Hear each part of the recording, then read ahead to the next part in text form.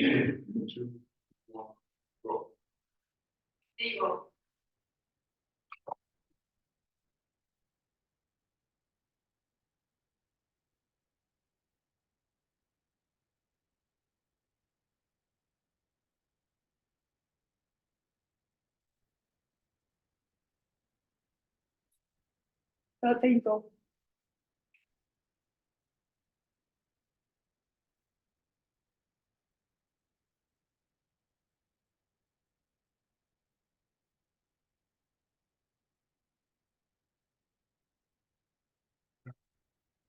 Stop.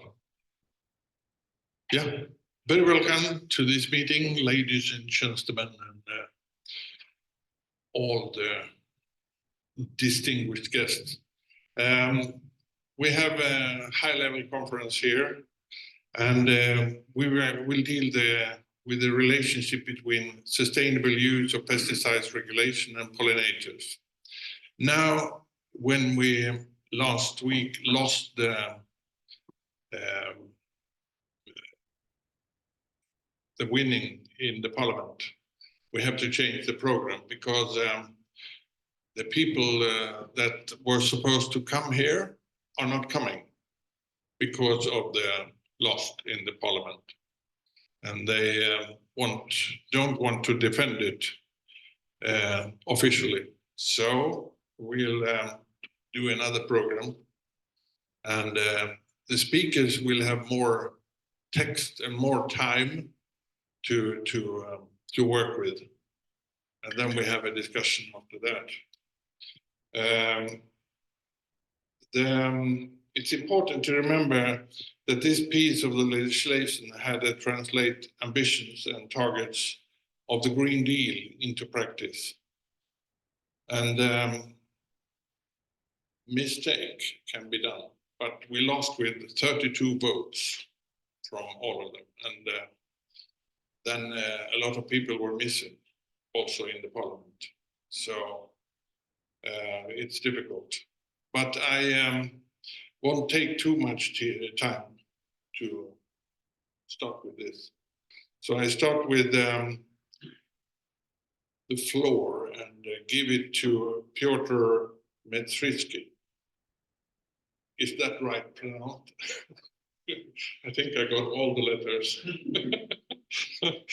He's an ecotoxologist and work at the Agriculture Research Center CREA in Italy. And he will present the work he's done. And he got more time, so we start with you. And then we'll see what happens. Please. Thank you very much for this introduction. Could you please put my presentation on?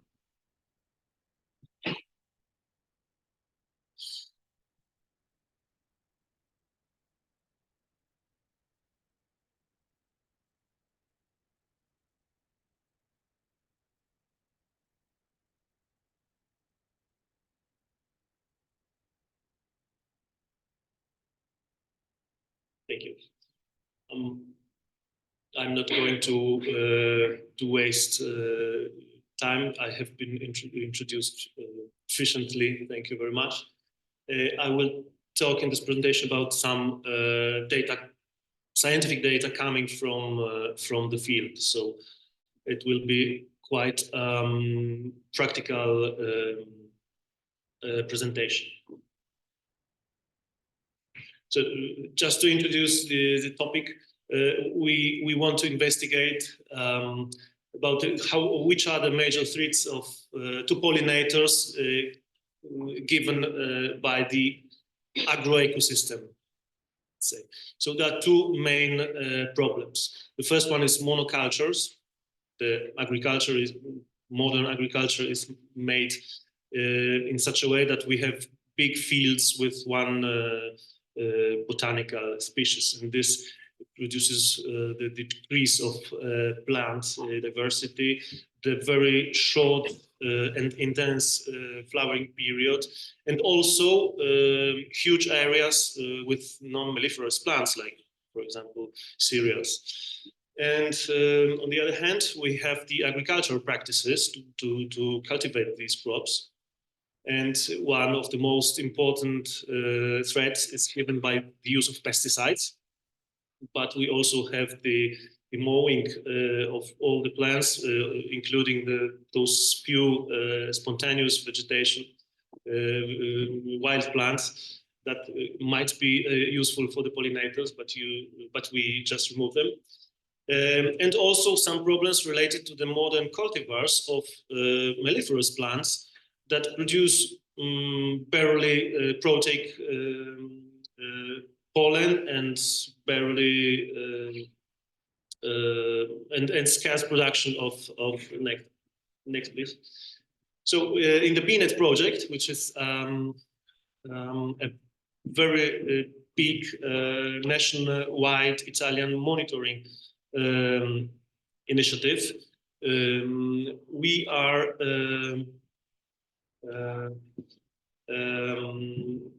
going to here in the middle, in the center. There is no issue with the voice. Okay. Okay. Thank you.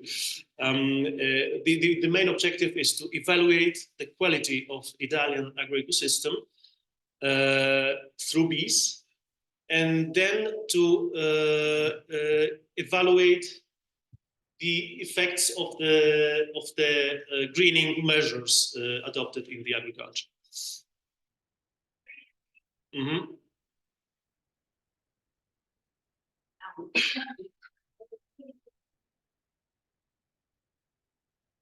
Okay.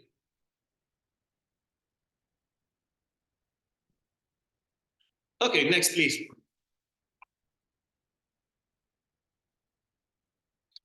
Okay, and I will bring you the first results of this monitoring project, which is divided in two main directions, separate directions. Monitoring of wild bees, wild bee diversity, and monitoring of the honeybees, health and quality of their food. So wild bees are monitored through the 24 sites along Italy. It's not much, but each of these sites is very deeply investigated. And we cover more or less all the climatic and agricultural circumstances. We have 12 intensive agroecosystems and 12 semi-natural ecosystems, which means agriculture with some natural spots. And the monitoring is done by transects. We just assess all the pollinators once a month, all the pollinators that we find in these transects. On the opposite, honeybees honeybee monitoring covers a huge network of monitoring sites. It's more or less 370 apiaries, which 5 colonies each, in all the regions, all the provinces in Italy, all the agricultural contexts and climatic conditions. But the analysis is, the assessment is done 4 times a year. And 2 of these times, we also collect bee bread from these colonies. And I'm going to bring you here the first results regarding this. I anticipate that I'm not going to give you good news because the results are quite frightening. Next, please. Okay, now we will focus on the wild bees, but it's only one slide just to summarize, because I'm not going to go deeply into this direction. Just to summarize, among all totally more than 7,500 individuals collected and determined until the species, we clearly find that in the semi-natural ecosystem, there's much higher species richness than in the intensive agroecosystem. But it is something quite obvious for everyone. We have more floral diversity, more friendly soil management. So it is obvious. There is much to say about it, but we don't have time. And please go to the next slide. Next slide, please. So now I will talk to you about the honeybees, and this is the core of this presentation. Next one. And I will talk you not about the honeybee health, which is also assessed in the project, and other things, because we have many parameters assessed and a huge amount of data. I will talk only about the residual analysis of the bee bread collected in the BeeNet project. This collection is made twice a year, in March and June.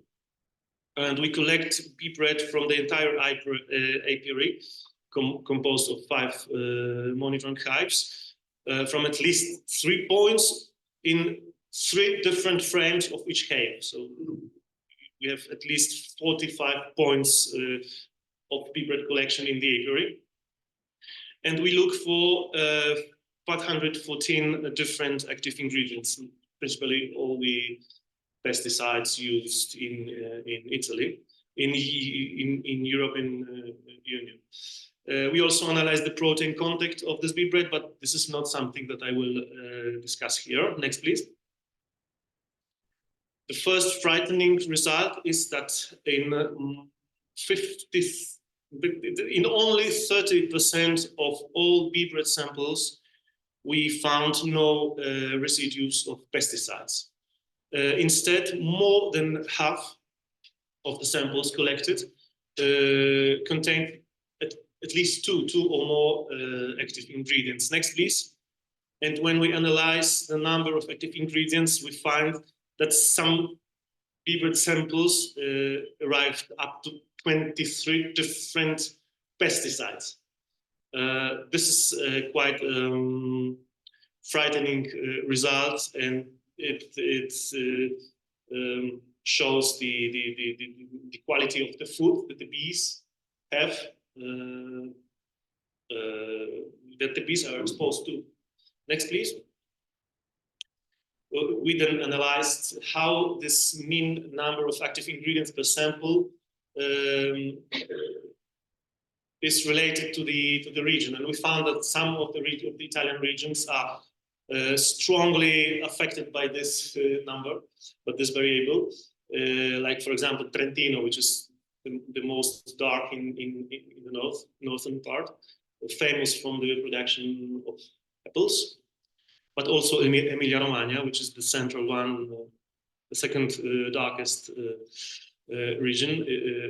This is the region with Bologna, and this is, how to say, the biggest agriculture flat country in Italy. Next, please.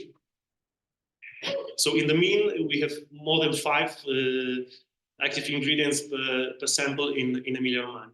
We observed that the number of active ingredients is higher in the samplings carried out in June than in March. I'm bringing here only the data up to the 2022, because even if we have already almost finished the analysis of the samples from the 2023, we have still 40 samples lacking in our laboratory, and I didn't want to bring incomplete data from this year. So the 2023 will be available in a few weeks. Next, please. And again, it confirms that even if we split the data into separate samplings, we always observe the same trend in the different regions. The Trentino, Emilia-Romagna are the most contaminated regions. Next, please.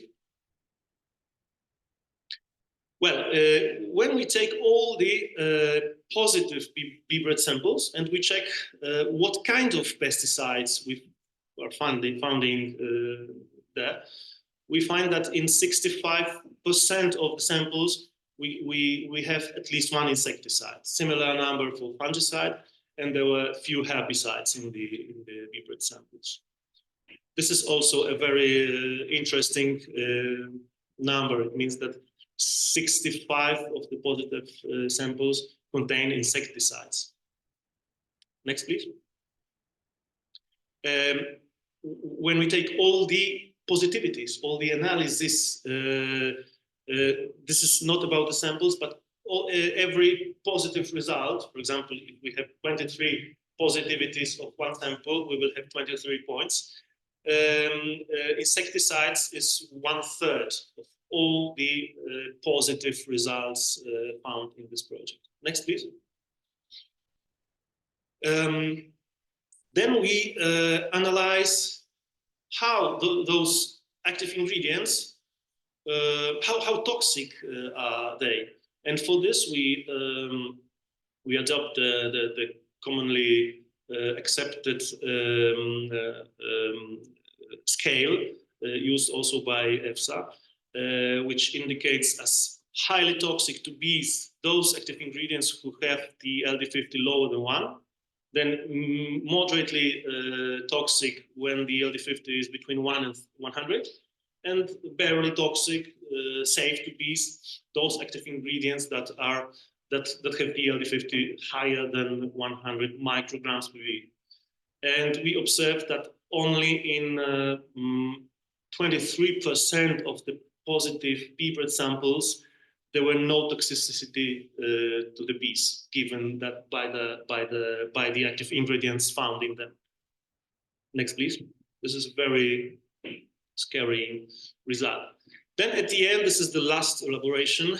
We calculated the TWC, which is toxicity weighted concentration index. This index takes the relationship between the concentration of the active ingredient and its LD50 in the sample, and it sums all the TWC of all the active ingredients found in this sample.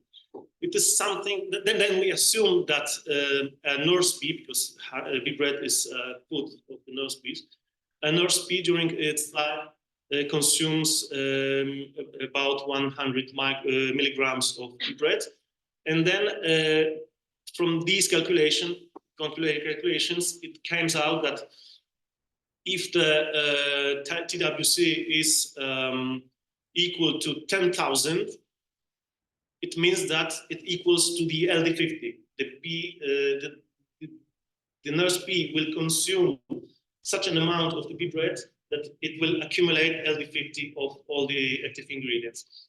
In order to not to play with high numbers, we adopt the logarithmic scale, and 10,000, when you take the logarithm, is equals to 4. So 4, the number 4 for the TWC logarithmic indicates that the concentration of the active ingredients in the bee bread equals to LD50. And 3 is the threshold of concerns, adopting the famous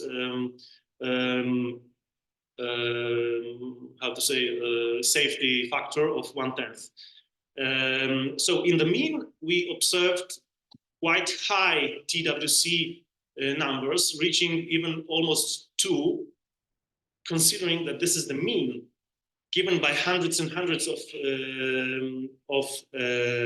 samples. Go to the next, please.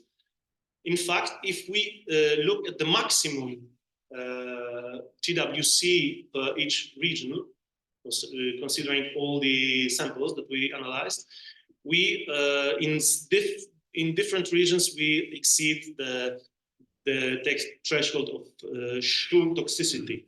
For example, we have 5.2, 4, 5.3, 4.5, 4. All this means that those samples, if eaten by the bees, will produce sure death of the nurse bees. And this is what we find in the hives. So this is quite a critical situation. Next, please.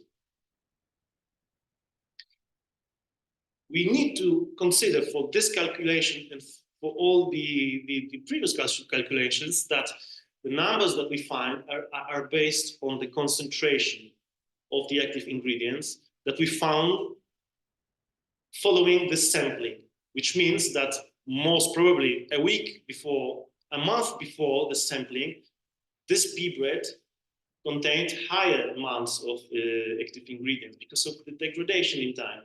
Many active ingredients have a very low half-life in the organic matrices. So we are sure that these are the lowest numbers, lowest concentrations, lowest toxicity indicators of these samples that we might obtain. Most probably, originally, it was much higher. Then the TWC ignores completely the possible synergistic effects of more active ingredients. It just takes the sum of the LD50s. And it is shown in the scientific work that very often we have synergistic factors that one active ingredient with a certain level of negative effect plus another one together don't produce two, but much higher toxicity. So the conclusion is that this situation is surely worse than it appears from the numbers. So what is the take-home message from this presentation? The first one coming out from the wild bee assessment is that semi-natural ecosystems host more bee species than intensive agro-ecosystem, which is quite normal, and we are not going to discuss it. 70% of bee bread samples contain pesticide residues, which is just only this sentence is very, very frightening. And the majority of samples contained multiple active ingredients combination, up to 23 substances per sample, which can have also this famous cocktail effect, which we are not able to assess here. Next, please. And more than half of the positive samples contained at least one insecticide, which is also very, very, how to say, terrible information. Next, last. And more than 3/4 of the positive samples contained at least one honeybee toxic active ingredient, which means probably also toxic to wild bees. Next, please. And now some conclusions. There's no reason to suppose that Italian agriculture is particularly pesticide contaminated. I would extend this reasoning, these conclusions to the European agriculture, more or less, of course, with differences, but I think we are more or less here. And something very important is the possible cocktail effect. The fact that we found in more than half of the samples more than one active ingredient is something that needs to be carefully taken into account, because the effect of the cocktail is very, very difficult to assess. It is easy, and it is already done, to assess the negative effects of each single active ingredient towards the bees, the wild bees, towards all the wild fauna, but it's quite impossible to assess the synergistic effects. It is not possible to assess each of the combinations of 2 or 3 or 5 active ingredients together. It's not possible, because there are millions, billions of possible combinations. So the thing that we can do here is modeling, but it doesn't produce realistic results. What is important, what is the final message that I want to say here, is that we are not assessing the health of the honeybee. We use honeybees as the bioindicators. So they collect pollen, they store it in the form of bee bread, and we assess the quality of this bee bread. This means that we are assessing the quality of the food that the bees in general, wild bees, honeybees, are exposed to. in the nature, in our mixed ecosystems, agroecosystem, whatever you want. This means that wild pollinators share exactly the same fate because they collect the same food. So I repeat, honeybees are only bioindicators here of the very severe situation in the agriculture. So, in my opinion, I see no other way to implement the situation than reducing the use of pesticides, and reducing it by half. In my opinion, is not even enough, but we are not even going to do this. So I don't know. And then, of course, the monitoring of the effects of this potential reduction through honeybees as bioindicators would be, it is proven to be a very good tool, and would be important in my opinion. Thank you for your attention, and of course I'm here to answer the question you might have. Thank you. Thank you very much. And one conclusion you didn't say, it's dangerous to be a bee in Italy. I'm not so sure that this is only Italy. No, that's the trouble. Yeah. So if you came a little later, you haven't heard that we had to change the program for this session, because there was people that were supposed to come here and talk, and they didn't want to come here. So we have to remodel the machine very fast. So we go on to Max, or yes, and he's not here, but we'll talk to Max. Hello, Max. Hello, hello. I hope you can hear me. You have the floor. Thank you very much. I think it's better that you switch off all the other microphones than in the room, so we don't get an echo. So, good afternoon to all of you. Unfortunately, I could not come to Brussels. I'm based in Finland. I'm an arable farmer in southern part of Finland. I'm also working as a senior advisor for the Finnish farmers in the Finnish Farmers Union. And also my specialty is for sure, it's the arable crops, mainly cereals, oilseeds, protein crops, seeds. So everything that you could say that are combinable. I am not doing any mining, so I am not handling potatoes or sugar beets. But most of the crops that bees would actually get something out of would be on something that I actually have under my thumb. Also working very much inside the Brussels bubble. As some of you know, I have been chairing the civil dialogue groups for the arable crops for a few times, but I'm the latest one. I'm nowadays chairing the plant health working party in Copa-Cogeca, and then I'm also chairing the agri-food round table on plant protection, also based in Brussels, where the full agri-food chain is involved. But as I said, I'm a farmer, and I will give you a short presentation. I was asked to do it yesterday evening around 9 o'clock Finnish time. So as a lazy farmer, I had the time to do 3 slides. So let's see how we will be able to get them shared with you. I hope you will be able to see them now. I hope you can see the screen. Can you see it there?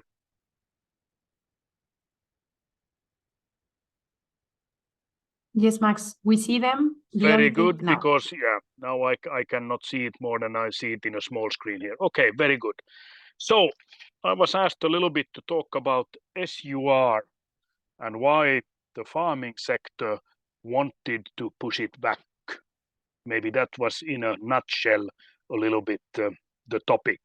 For sure, we are talking about SUR. It's a warm topic. We know what happened in the parliament last week. It was a long job. I think that there was a lot of amendments on the table. And I can assure you one thing, Copa-Cogeca, as the farmers organization or the umbrella organization in Brussels, on our agenda, there was not in the first hand to push the SUR back. We tried until the end to make sure that we would find there a good solution, so that there would be a possibility for both reducing plant protection products as what the SUR is looking at, but at the same time be able to maintain the food production as well. And I think that that was a thing that in the long run took a long time. We also know that there were some very, very ambitious ideas also coming in from the ComEnvy. There were some maybe less tough ones coming in from ComAgri, but all of them actually combined would have been very difficult to find there a good solution, at least when you looked at from the political side. We were there somewhere in the middle when it comes to it. So what we were looking at, I'll show it to you soon, but why I wanted to start with this picture. This is my farm. This is a picture actually 2 weeks ago, not even that. Yeah, you will see when I come to my last picture, when I then bring in how it looks today and how much also the climate can have an effect when it comes to pollinators. I can tell you, I have 12 beehives myself, been having them for quite a few years. I have been a farmer since '86, and I have been following things not only through my job as today, but also as an active farmer, as I am also still today. So keep in mind this picture. Here you also see a little bit actually from the previous presentation. I think it was a good presentation, very eye-opening. I also hope that this kind of a presentation has been shown to the farming community, to the farmers, and also to the farmers' organizations, so that it can be taken in consideration once you are working on the strategic CAP plans by member state or even by region. Because I think the most important thing here, not only but with SUR, but with everything that has to do with food production and agriculture, where the pollinators are an integrated part, should be openly discussed and see what we can find there for solutions together. So that is the main thing that we have to try to do. Sorry, that's it, to put my phone off here. So now I will go to the next slide, and let's see here if I get it working. Why in the hell does it work? Yes, there it is. So back to SUR. Here you see, our 5 main concerns as farmers, as the Copa-Cogeca, as the farmers organization. And we actually started with the most important thing for us that was not even discussed under the SUR, was where are the alternatives? We have been already many, many years looking for new types of pesticides, insecticides, and herbicides to be put on the market, because we are also looking at the chemical side from our perspective. That, for us, it's a work to put them out there, but it's also for us a stress when we see that there are less and less active substances that we can actually use to protect our plants, that actually will be the ones that will bring in the farm income to most of the farms. And that's why the alternatives were something that we have been talking about for many, many years. How to make sure that we would be able to get into the market more low-risk, conventional plant protection products, but also very low-risk biological ones. And it looks like it's a very, very difficult to be able to put these onto the market. And the SUR by itself did not really address this one. It would be good to be able to get more low-risk onto the market, because we see as farmers, once you have them on the market, the uptake comes much faster. People tend to switch into them as long as you have of them on the market. And not only on the market one, but you need to make sure that you have enough of them per each group, so that you would have at least minimum 5 herbicides, 5 insecticides, 5 fungicides on the market, so that you can switch in between them, so that there would not be created any resistance or anything, where you then would, in the worst case, have to switch to tougher ones. And also make sure that you then at that point, if you have resistance, maybe then you go to the high-risk chemical ones, and usually at that stage you also have a heavier dosage as well. So we need to make sure that this kind of a new type of active substances are available. Then we talked about the sensitive areas. What we asked was a clarification in how these sensitive areas will actually be put in place on the member state level. We needed to know what SUR will ring fence when it comes from the Commission side, from the European legislation, but also how much then each and single member state can then go in and still change it. So what we were asking for was to have a clarification, but at the same time to maintain at this stage a common single market in the way that you would understand and know exactly that from one country to another, we have the same type of rules as well. This has also to do with the market, the competition, etc. So when you come in here and we go to the conclusions, I will show you also that we have here other parts, not only the pesticides, not only the farmers, we have also the market that is also playing a role in this whole big picture. Then we talked about unrealistic targets, and this unrealistic target was mainly referring to the timeline. We can see when you look at the registrations in Europe of new active substances and pesticides that actually will be placed on the market, there is about 11 years it takes when you start and you finish with this plant protection product on the market so that the farmer can go and obtain it and use it. 11 years, it's a very long time. At the same time, we refer this to the alternatives as well as say, look, if we talk about 2030, there will be very, very short time schedule to be able to do this, to get some new active substances out there, to have alternatives, and at the same time maintain and make sure that we still have a good food production and a secure food production inside the European Union. And now I'm not only talking about the farmer himself, I'm talking about the long chain. We are not alone as farmers. We have a chain both before us and after us and on the side. And I would say that also here we have the beekeepers, the professional beekeepers that are also part of this chain. They would also suffer if you suddenly would drop off some of your more specialized crops, mainly some of the flowering crops, where actually you would have both then pollen and nectar for your bees available. And that's why we talked about unrealistic target. We also looked in and said the 50%, we were not against it. That is something that can be achieved, we said, as long as we have a timeline that works for it. And that's why we were talking about the timeline up to even 2040. But we also knew at that point that we will be able to reduce it. I'm a farmer myself, started 86.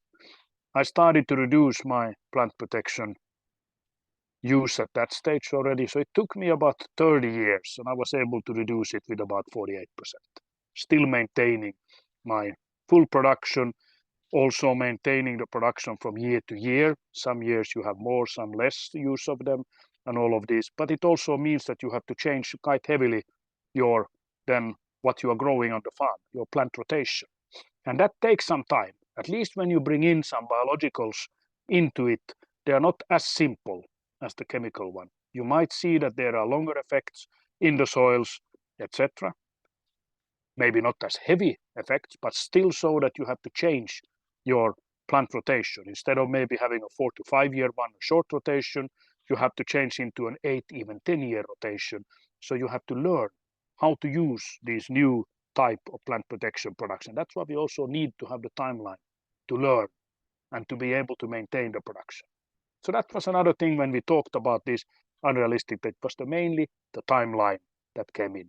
And then for sure, in the beginning, there were some very strange numbers figuring also on the member state level, how much some of the member states would have to reduce. And some of them also were actually went a little bit too far when you had some countries where you had to reduce with over 100%. So I mean, that's might not really fit in to the system. Then the mandatory electronic register. This was a question that we do not really understand from the beginning. How you will be able to start in this register to tell how much you use. You can always get data from what has been sold. You can always get data how you have been able to switch from a more, how would I say, high risk to a lower risk. That could be right away done already today. That can be done. But when it was talked in the beginning, it was an electronic register for the use of plant protection products. And we did never really get the clear answer what will be monitored there, how will this system work, and who will actually have the access to it. So in the beginning, that was the main thing that we said, guys, explain to us a little bit more. What is this one here aiming at? What is it keeping inside? So that we can really then, inside the farming sector, start to look and see what does this really mean when it comes down to the farm level. The problem is that usually when it comes new registers or new electronic things, whatever it is, apps or something, usually in the end it is the farmer that pays for it. And I can tell you, to be a farmer inside the European Union today is not a dance on roses as the time being. Then we also had the fifth one is use of the CAP funds. We said from the beginning, wait a second, CAP, Common Agriculture Policy, we have had a shift already inside it from food into more green environmental things and greener things and all of these, but it has come to an end. We cannot really stretch it anymore. Then there will be, somebody will suffer. Will it be then the food sector that will suffer? Will it be the farmer by itself, or is it the whole chain? So we could see that at that point, we saw that, wait a second, CAP funds has come to its limit, and to be able to do fast this change, what is asked under the SUR, we need there a new type of transition fund, or then a longer transition time, where also the rest of the chain will be part. Everything like you have heard the saying, from the farm to the fork. Is there a possibility to find a solution, new type of funding for the transition where actually the one that is actually gaining from this, the whole chain for sure, would be part of the funding to this transition? And this was another thing that we did never really come to any clarity. So in the end, we asked few things. We had our own proposals coming in, but we had never put up anything that would have said that we want to push it back. We tried together, for sure, with the chain to find a solution, how to make sure that we would be able to achieve a sustainable use regulation that would also ensure that we will have alternatives on the table in the near future to survive. And that was our main aim in this. So I think that it was a little bit harsh to say that why did the farmers want to push this one back and throw it back. I disagree that it was our idea to do it, since I have been involved in this process from day one. But then back to another thing. This 2 weeks in between the pictures. For the time being -15, now it's getting to be a bit warmer. Tonight maybe -7. And here we see that the big change, what's happening now, is also very tough and very strong on the pollinators. Not only the bees, but also on the rest of the pollinators as well. So I think that we also have to look at this system. How do we as farmers look into when we go out and do plant protection? We have schoolings, at least in Finland, every 5 years you have to test all your equipment. You have to take a sprayer license so that you will be able to do it. In between, you can take more courses, and you do. You try to make sure that you have the best understanding on how to use them. One thing that is lacking from there, and that has been really a good section on how to take care of the pollinators when it comes to this. And I've heard that this might be also the case in some other of the member states. And this is something that we are trying now to rectify. So I think here we need a better collaboration when it comes into the professional beekeepers and the farmers and the farming community. For instance, with an app, like I know that exists already today in Estonia, for instance, where actually we were looking at to do it in Finland a few years ago, also where the beekeeper would be able to show and put into the map exactly where his and hers or its hives are, so that the farmer in the region would then be able to take in consideration that, let's see, the hives has been now placed this year because it is doing some pollinator services or something. Usually it is not there, so that the farmers in the region would then be able to take in consideration when he or she goes out and does the plant protection in the area. So I think that we have here a communications challenge that we should try to work more together, but not only in between the farmers, but also the market itself, since the market is quite heavily driving the production, as it was mentioned in the beginning of the first already slides and the first presentation that we have a big monoculture. Usually that is also quite heavily market driven, where we have a mill in the middle that needs a certain type of raw material. And then for sure you try to grow it as close as possible. Same goes for some new crops that in European side we have started to adopt. We try to minimize our imports. We try to grow them also inside our own borders, meaning that we also have to take care of these crops by keeping them alive. And then the third big thing is plant breeding. We need to make sure that we also, when we do plant breeding, can take in consideration also the pollinators, the needs of them and all of these. That's another thing where I think that we have a possibility to make things easier and better and have actually a more positive way of coexistence. Thank you for this. This is what I would like to say at this stage, and I'm waiting for the, how would I say, the nice panel. Thank you. Thank you very much, Max. Now we have a double sound. Very nice. Yeah. To be a Finnish guy, he was talking very much. They don't used to talk in Finland.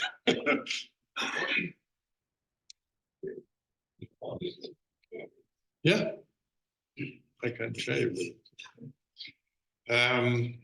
So we go on with this, and I will say something, comments to him later.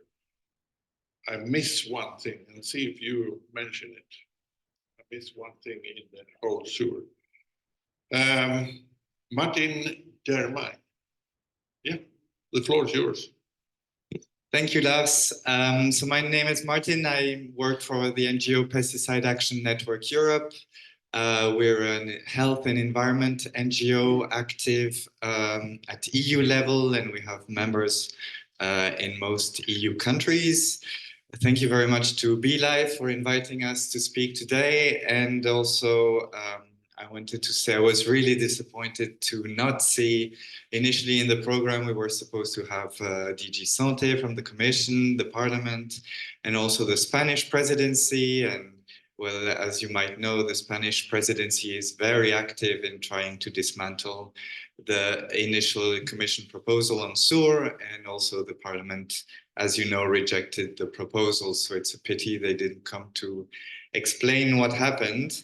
So I will maybe give a little bit of background for the people in the audience who don't know so much about the SUR, and then give you some of our opinion on the situation. So since the last 15 or 20 years, there's a huge amount of scientific knowledge on the toxicity of pesticides, both on human health and the environment. The presentation from Piotr Medrzycki, sorry for the pronunciation, you can totally transpose it to the evidence we have now on human exposure that is huge. You find pesticide residues, of course, on our food, but also in house dust, in the air, in water, not only pesticide active ingredients, but also the metabolites that are very often not even tested in our water. So we are heavily exposed to pesticides, some people more than others, and it is highly worrying. And the more we know, the more we can be concerned about the situation.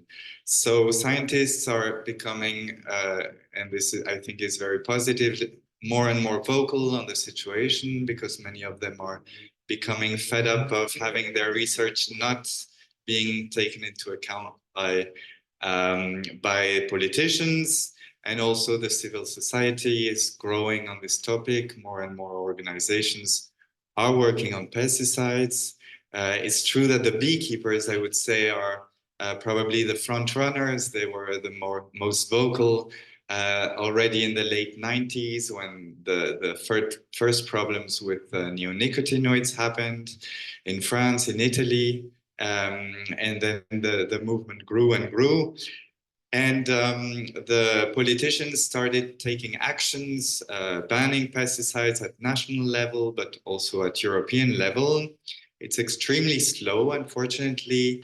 By the first indications we have on pesticide toxicity, until there are bans, very often you can have 20 years between the first signs and then political decision. So indeed, the proposal from the Commission to reduce pesticides, to start really doing it, because it's not the first time the Commission proposed this, was very much welcomed by health and environment organizations, as well as by many scientists. So I would like to come back to the initial proposal by the Commission, and for this I strongly disagree with the way Max Schulman presented it, and maybe we can have an exchange on that at a later stage. Is that, first of all, it's not a 50% reduction in pesticide use. This is part of the fake messaging that was communicated to a lot of members of the European Parliament. It's a reduction in pesticide use and risk, meaning that we want to reduce the risk of citizens of exposure to pesticides. So there's what's called it's an indicator to measure the use and the risk, and have a 50% reduction by 2030.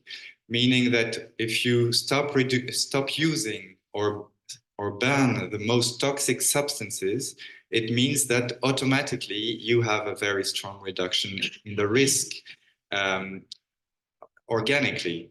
And this is what is already happening. If you look, for instance, at the Netherlands, they already had their 50% reduction in use and risk, just because 2 years ago, a fungicide that is heavily used on potatoes, mancozeb, which is genotoxic, was banned. And for all the member states who use a lot of mancozeb, they already had a strong reduction of the use and the risk. And as the calculation was supposed to start in 2013, 2015, it means that there was this 50% reduction. So basically, this was not an ambitious target, because by all these most toxic pesticides that are being phased out from the market, because they are under review process at the EU level, this was really not ambitious. And also, maybe to correct something that was said previously, there was no possibility to have 100% reduction of pesticides, like it was said, because it was capped to between 35% and 65%. Depending on the member states' history of use of pesticides. Another point that was really important, and that already exists now since 9 years, is that for farmers it's mandatory to implement what is called integrated pest management, which means that you have to start by applying preventative measures. And then if it doesn't work, as a last resort, you are allowed to use synthetic pesticides. This is the basis of IPM, trying to prevent rather than cure, implement crop rotation, use more resistant varieties, reduce sowing density, and so on and so forth. Use the best crop for the best region. For instance, maybe in Finland, some crops that cannot grow without fungicides should maybe not be grown, and to specialize agriculture on what can truly be grown in this area, and leaving the crops for drier areas to more southern regions. So this is IPM, and Copa-Cogeca, but also all the pesticide industry fought very hard to not have mandatory IPM and a real implementation of IPM, which is a pity, because in the end, implementing IPM, as I was saying, will help farmers on the long run. As I said, a lot of most efficient, but also most toxic pesticides are being phased out of the market. It is an iterative process. The most efficient ones are leaving the market. We know it with the neonicotinoids, mancozeb, as I said, chlorpyrifos. So in the end, the chemical toolbox, as the farmers like to say, is shrinking year after year. And at a certain moment, the resistances to synthetic pesticides will keep increasing, and it will be the only way forward for farmers to truly implement IPM and alternatives. Coming back to the fact we don't have alternatives, I'm very surprised to hear that, because we we are, as Pan-Europe, science-based. I'm a scientist by training. We collaborate a lot with farmers who implement, not specifically organic farmers, but also conventional farmers who decide they want to reduce as much as possible their pesticide use. And for most of the crops, they can reduce by 70, 80% without having a reduction in their farm profitability. And this, in the end, is what we need to have good productions, have financially healthy farms, but having the most reduced use of pesticide as possible. Then the SUR proposal was also about protecting sensitive areas, meaning banning pesticides in cities. Entire France and entire Belgium succeeded in banning pesticides, use of pesticides in cities. So this could be expanded to the rest of Europe. Many cities across the EU also already banned them. And then it was also a question of not allowing all pesticides in nature reserves, Natura 2000 areas. On the one hand, states or regions support financially the protection of the environment. And on the other, we would allow our farming systems to destroy what we're trying to protect by heavily using insecticides or even fungicides that also are toxic to insects in the end. It really does not make sense. Coming back to the rejection by the European Parliament last week, I wouldn't say it is a loss, Lars, because I think that on the long run, we will make it. First of all, because of the reasons I said, that because of the law that protects citizens' health and the environment, the most efficient pesticides are gradually leaving the market. So maybe we did not succeed this time in having a SUR or a more ambitious pesticide reduction plan, but it will come over the years with the help of regulations or not, just simply because there won't be enough synthetic pesticides on the market anymore. So now there are several possibilities. I suppose the Commission is analyzing the situation. They could either withdraw their proposal and check what they do. They could table a new one based on what happened after the next EU elections. Of course, I would be very surprised that they propose something now just 6 months before the next EU elections. So they could come up with a new proposal in maybe not 6 months, but in 1 year that will be rediscussed. Or another option is to leave the European Council working. The Council is now also discussing to reach a Council opinion on the SUR. And in the end, the Council opinion would end up in the European Parliament that would, in a few months, again, have to vote on the Council proposal for a SUR. And then there would be a trilogue phase, a discussion between the Parliament, the Council, and the Commission to agree on a SUR. I don't think it's a good idea, because when you see how much the Spanish presidency is active to completely water down the Commission proposal, what we see now is that they're already reaching a level that is less than what we have now. We already have a directive on the sustainable use of pesticide. It's not very strong, but it has some strong commitments. One of them is that IPM is already mandatory. And what we see is that the Spanish presidency now is trying to also dismantle this. So most probably it will not, the Commission will take action to not allow to have something less good than the suit. As my conclusion, I wanted to say that, again, there is no option. We will have to go towards more integrated pest management because of the lack of active substances, but also because citizens are more and more aware and more fed up with having chemical residues in their food, in their water, in their environment. We talked a lot about PFAS in the last weeks and months. Well, there are 37 PFAS pesticides that are intentionally sprayed all the time on our food. So we're eating PFAS because regulators do not estimate that they should be banned urgently. So this is just to say that society is really, it's very clear every time there is a European Citizens Initiative, national petitions, polls, protests. Also on the Conference for the Future of Europe, citizens were very, very clear on pesticides. They don't want to continue a business as usual, and they want a strong reduction in the use of pesticides. Alternatives exist, but for the moment, the Common Agricultural Policy, which is 1/3 of EU money, and most of the money is not spent in greening measures, as we sometimes hear. Most of the money is spent on a business as usual model.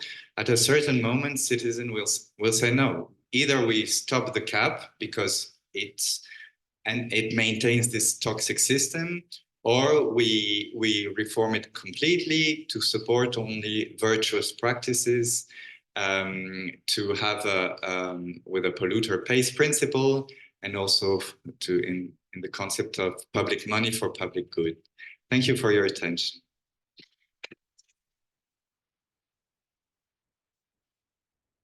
Thank you very much. I see it in a way, in a loss, and anyway. This is a question about money. Money, money, money. We have some companies that want to earn money, and they fool the farmers to use these types that you have to use pesticides on it. For over 50 years, I've been an organic farmer. And the main problem is the varieties of different crops. For example, no, Max is not here.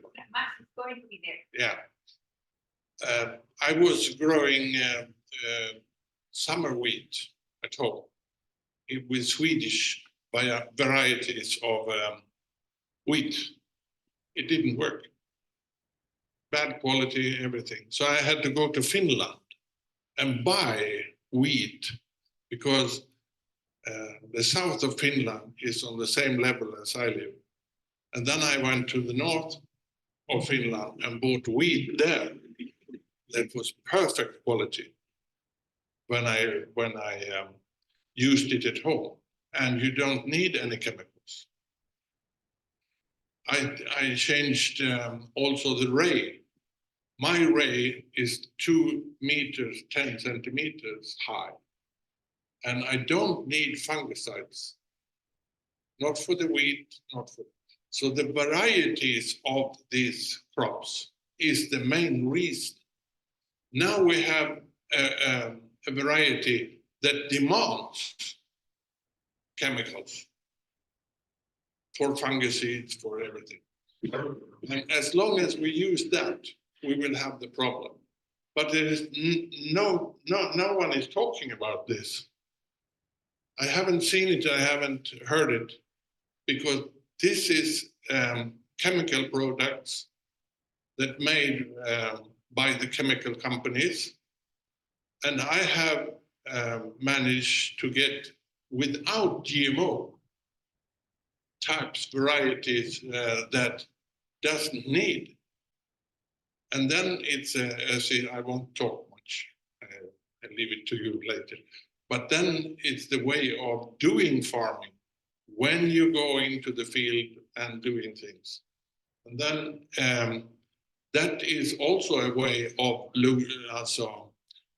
solving the problems.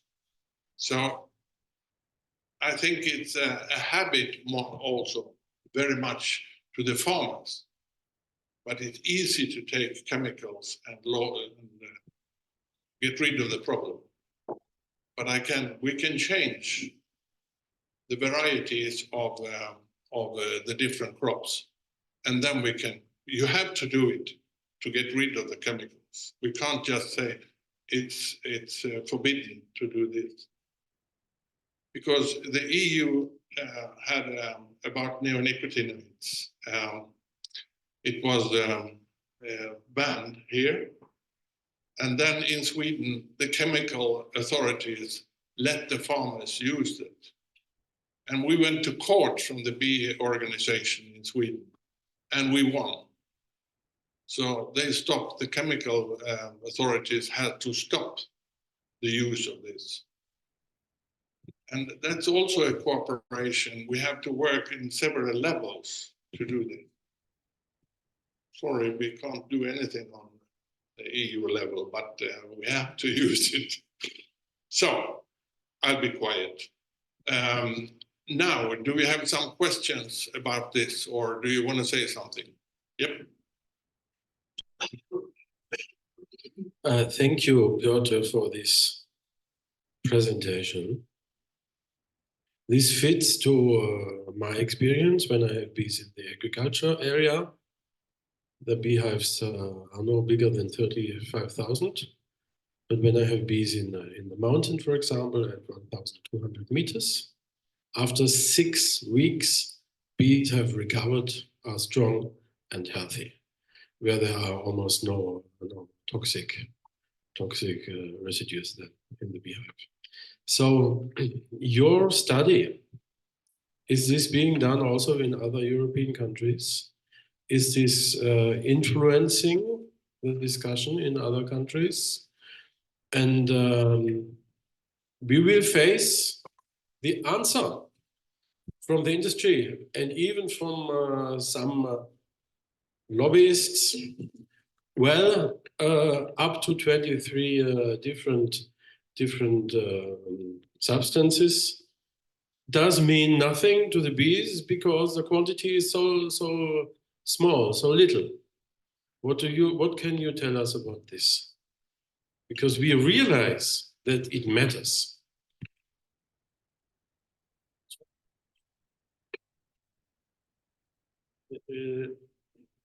Regarding the other monitoring programs, as to my knowledge, there are different initiatives around the world, but PNET is the biggest, really the most structured monitoring network with 370 monitoring apiaries in only one nation. It's a huge project.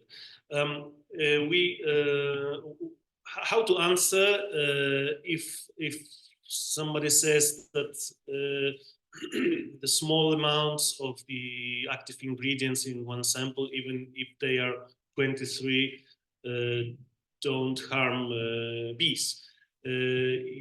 You need to answer that it is not possible to prove that they don't harm the bees. If you, we don't have the data about the synergistic effects of more than 2 substances. In some research projects, a combination of 3 substances was studied. We have one combination of 3 substances.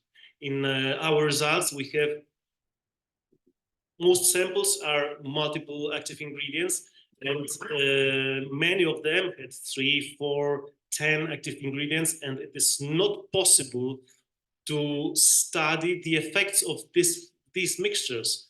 But we have good basis to hypothesize that the effects of such a cocktail are much higher than the sum of the effects of the single active ingredient. So if somebody tries to convince me that there is no hazard from this mix, I'm sorry, but I have the answer.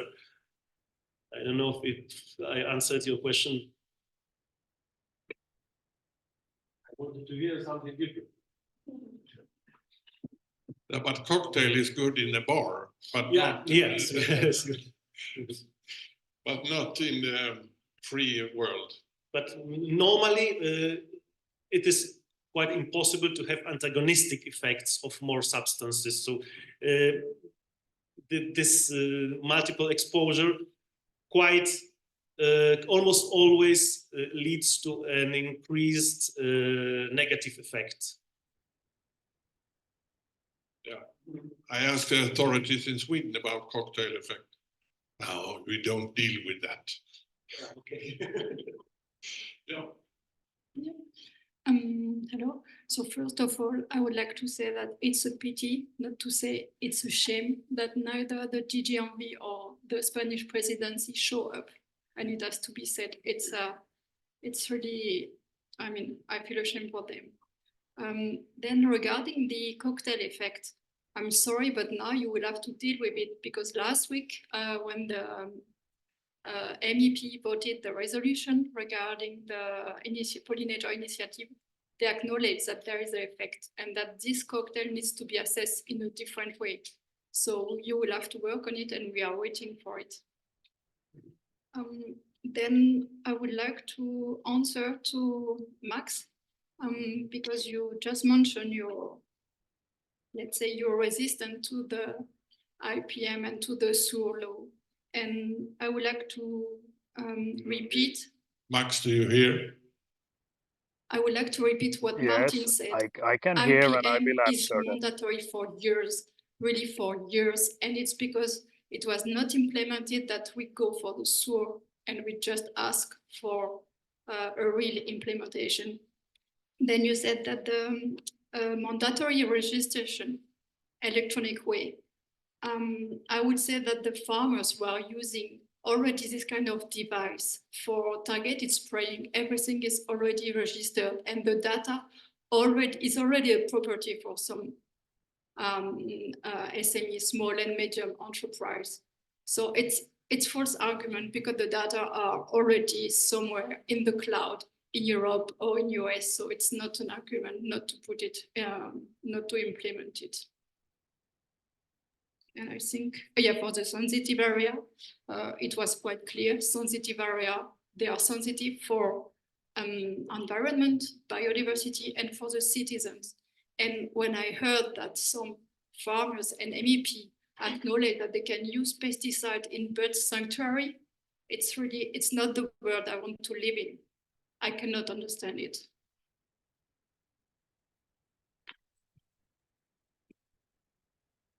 Very good. No, thank you. If I can take the floor now. Wait, Max, just a minute. Yes.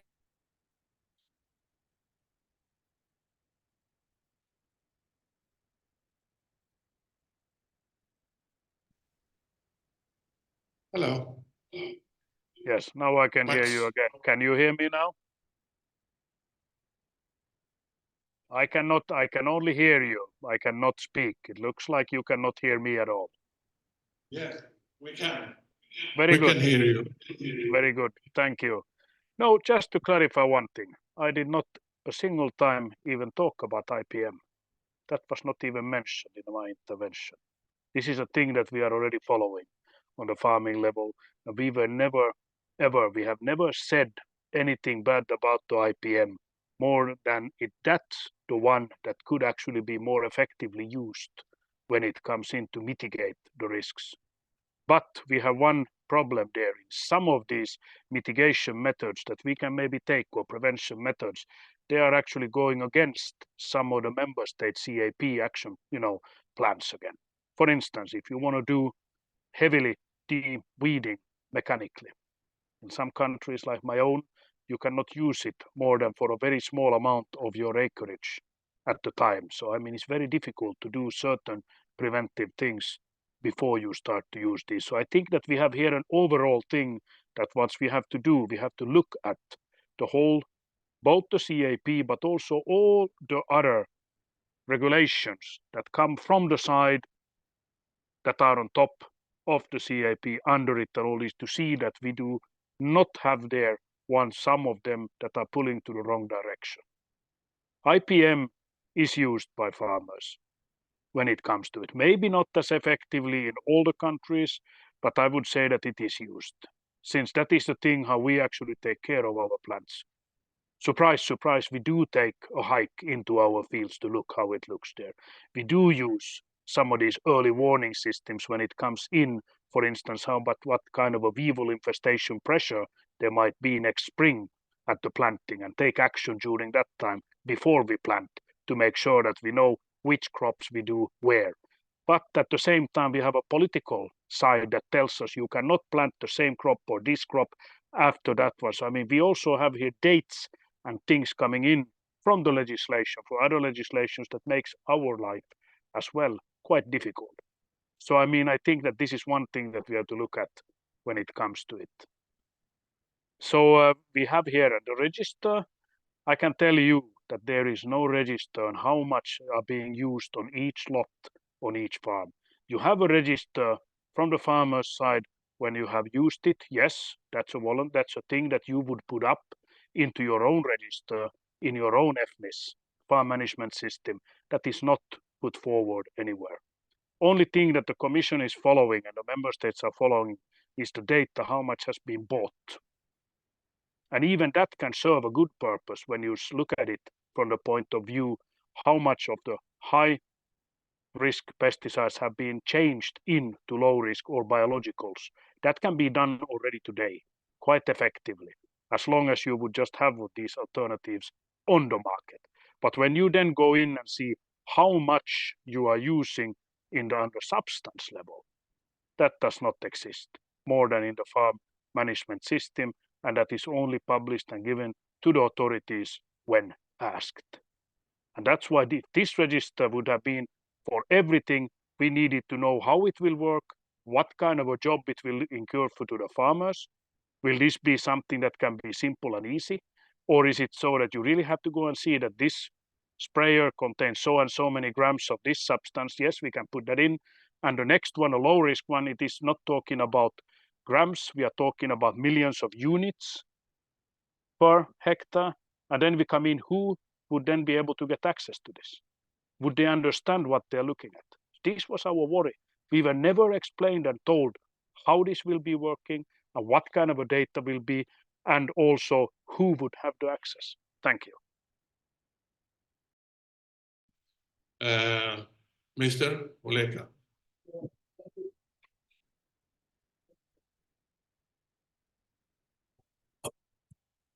Yeah, thank you. Thank you. Thank you, Lars. I have two questions. One is coming to you about your success, about working as the ecological farmer. Because in my country, Lithuania, we have quite a lot decrease of ecological farming. I don't know why they did not succeed the results what they promised.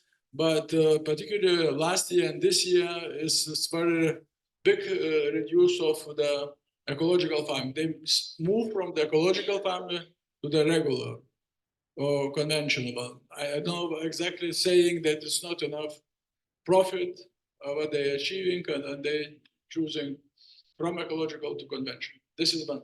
And the second question maybe to you, because as I know, we have the information that in different member states, they use a very different amount of pesticide.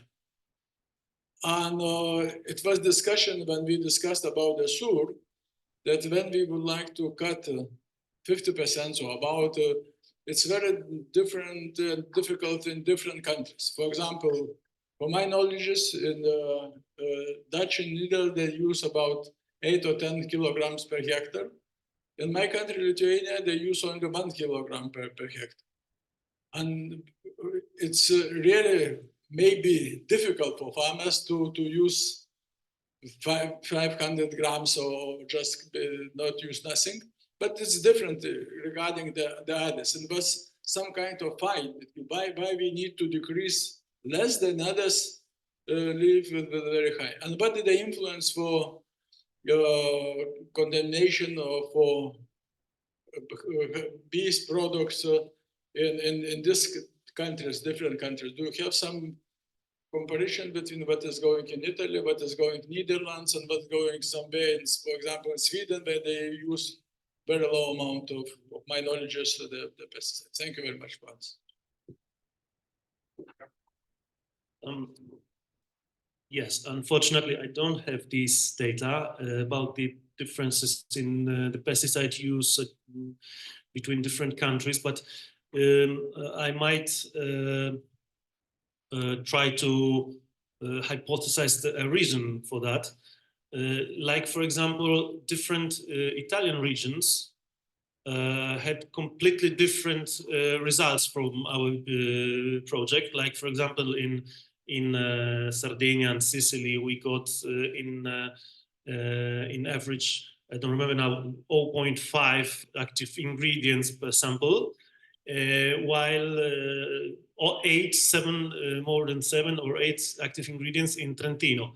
And this is due to the different crop spectrum in those regions. For example, we know that the most pesticide, the most pesticide exposed crops are fruits like apples, and yes, apple is the main crop in Trentino, and this is the region with the worst situation in Italy. So I think that the difference between Lithuania and Italy may be given principally from the different crops cultivated. Of course, also the climate is an important thing. I think that, for example, strong winters help in natural control of some pests that don't overwinter. And we know that 10 years ago it was easier to start a new spring with lower infestations than now, when in Italy we don't have winters anymore. Then I would like to add something to Max. Thanks. Yeah, about the fact that organic farming is reducing in Lithuania, right? It's also a question of markets. Is how do we want our EU agriculture to be? Do we leave it open to international prices or not? This is a political decision. This is one thing. And then the cap money, as I was saying. Do we want to give the same amount of money to all farmers? Or would we give more money to the farmers who farm without damaging citizens' health and the environment?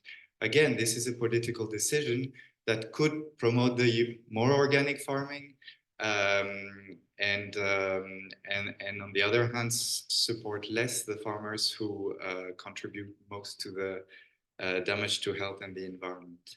Then the second thing about pesticide intensity, indeed, some countries historically use less pesticides, they have a less industrial intensive farming system, but this was taken into account in the Commission proposal that they would need to reduce less compared to countries that have a more intensive pesticide use. But there again, it's a lot about political decisions. For instance, in Sweden, it's a political decision to not authorize a lot of insecticides to protect the entomofauna. And farming still exists, I think, in Sweden. Even conventional farming, they manage with much less substances. And that's a political decision, while in other countries, everything is allowed. So I'm sorry, like in Italy, but also in my country, like Belgium. And it's just political. Yeah, if we still have time, I would like to add something. First, to continue Martin's thought, I think that the education of the final consumer is something very important at EU level. I will give you an example. I'm Polish. I was born in Poland, and when I was a child, organic fruits was much cheaper than the conventional fruits, and the organic apple was not so nice in shape, and very often you found a worm inside, and that's why it costed less, principally. But the most important reason was that in that time, Poland, like Lithuania, was in another political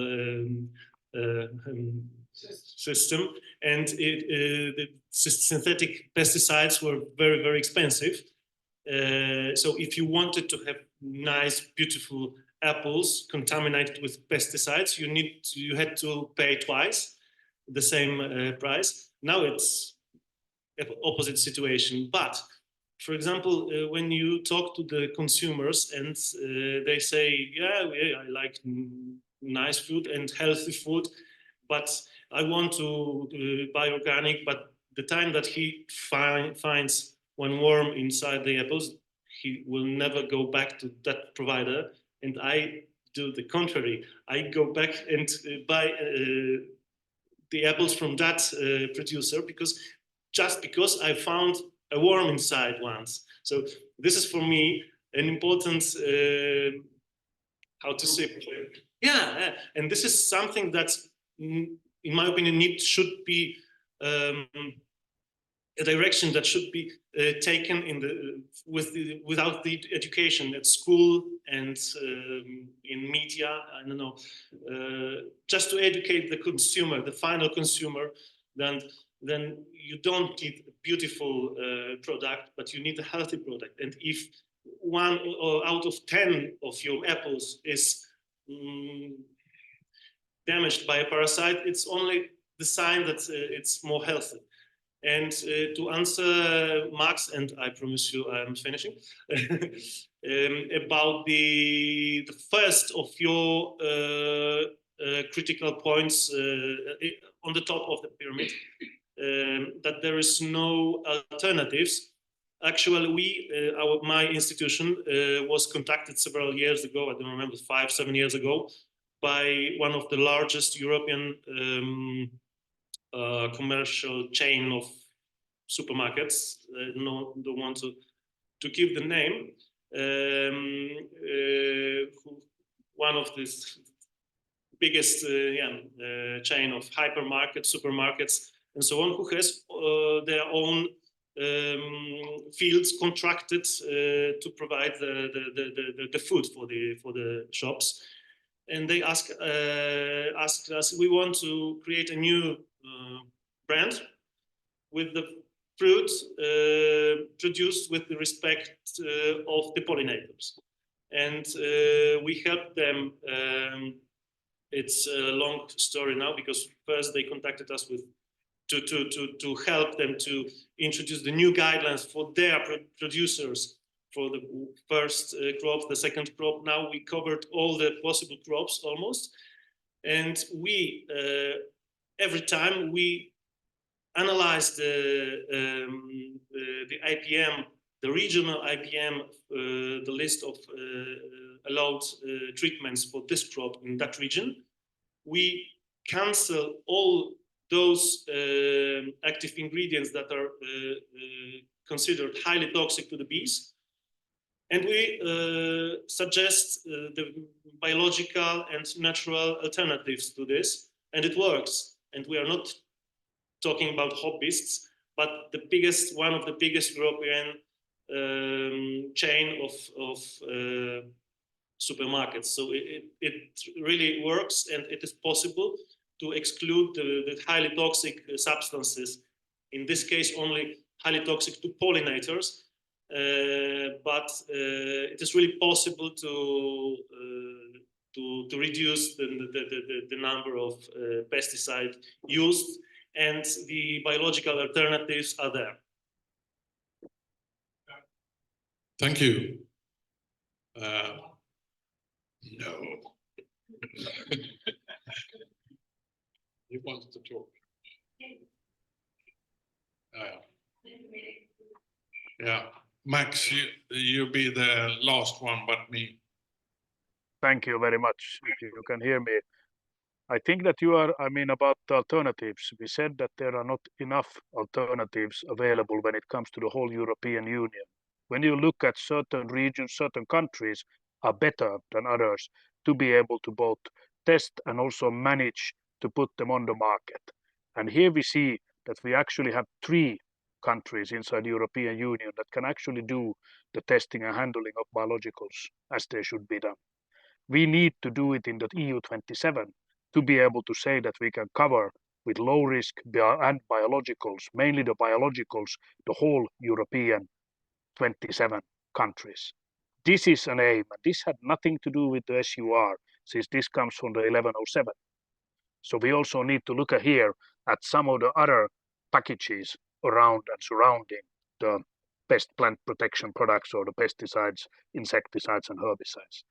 The second thing, when it comes to the consumers, I agree 100%. It should start from there. I could just ask you all a question. How many of you buy usually imported products? And you would be surprised when you look at your own basket and you see that actually quite a bit of the products that you are buying are imported. There we have no jurisdiction whatsoever as EU yet to be able to take care of that. So I think that it starts from all of us to educate ourselves to see what we can do and demand. Also, not only from the politicians or from the farmers, but demand it from the shops, from the big commercial side. Demand, where do you get this from? We would like to have this. Very seldom we hear from the retailers that these kind of demands come from the consumers. Thank you.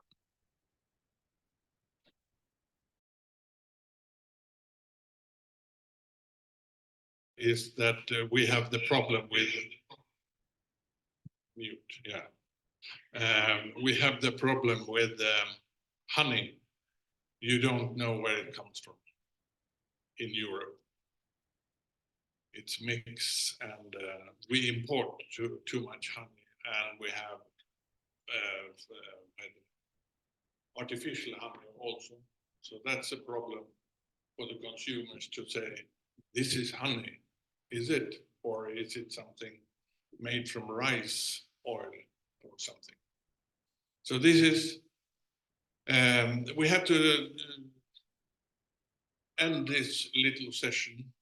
And I thank you. It wasn't too many questions that weren't answered. We have to stop here, according to the chief out there. So we thank you very much for your speeches, and we hope to that we can work on. So thank you very much. Bye.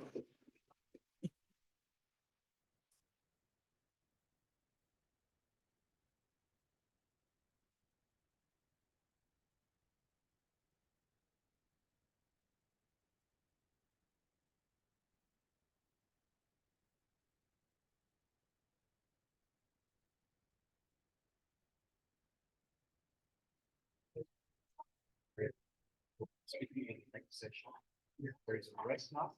Yes, I'm taking that in. Yes, until 15. Okay.